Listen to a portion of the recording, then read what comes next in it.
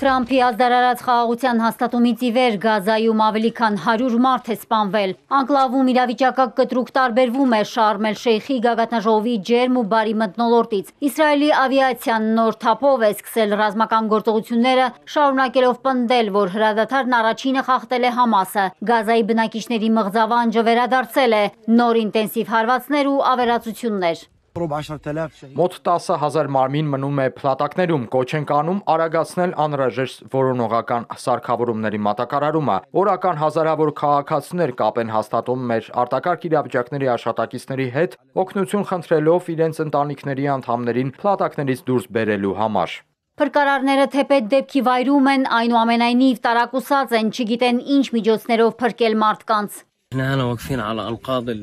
Այժմ կանգնած ենք այն շենքի ավերակների վրա, որտեղ իմ ընտանիքն էր ապրում։ Շենքը 7 հարկանի էր։ Նրանք առաջին հարկում էին, ընտանիքիս 5 անդամները՝ հայրս, մայրս, 2 եղբայրներս ու քույրս։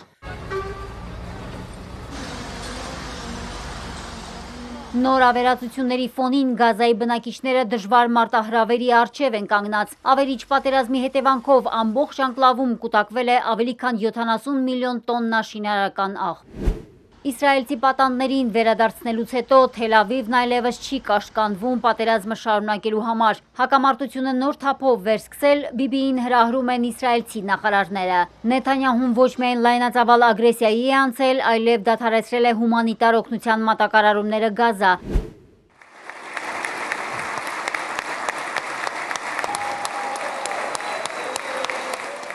Եթե օրեր առաջ Թրամփի ներկայությամբ Քնեսետում նիստն անցնում էր հաճելի ու ներդաշնակ մթնոլորտում, այսօր օրենսդիր մարմնում Նեթանյահուի դեմ բողոքի, բոյկոտի ու բղավոցների պակաս չկա։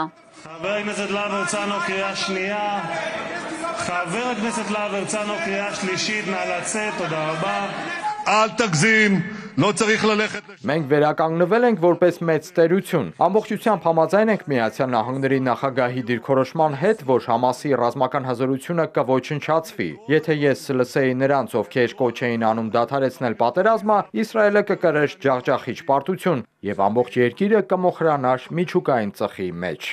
Եթե Իսրայելի ռազմական կաբինետը լիովին պաշտպանում է Բիբիին, Քնեսետում ընդդիմությունը լուրջ խոչընդոտ է վարչապետի համար։ Փխրուն հրադադարի խախտման ու նոր էսկալացիայի ֆոնին Դոնալդ Թրամփը տարածաշրջան է ուղարկել իր տեղակալին։ Փոխնախագահ Ջեյ Դի Վենսը դիվանագիտական այցով Իսրայելում է։ Բիբին ԱՄՆ-ից բացի կարծես այլ դաշնակից չունի։ Համենայն դեպս Գազայում շարունակվող պատերազմական հանցագործություններից հետո բարեկամ կամ չեզոք երկրները երես են թեքում նրանից։ Կանադայի վարչապետը խոստացել է կատարել միջազգային քրեական դատարանի որոշումն ու ձերբակալել Բիբիին իր երկիր այցի դեպքում։ Մարիկ Օստանյան, Էպիկենտրոն։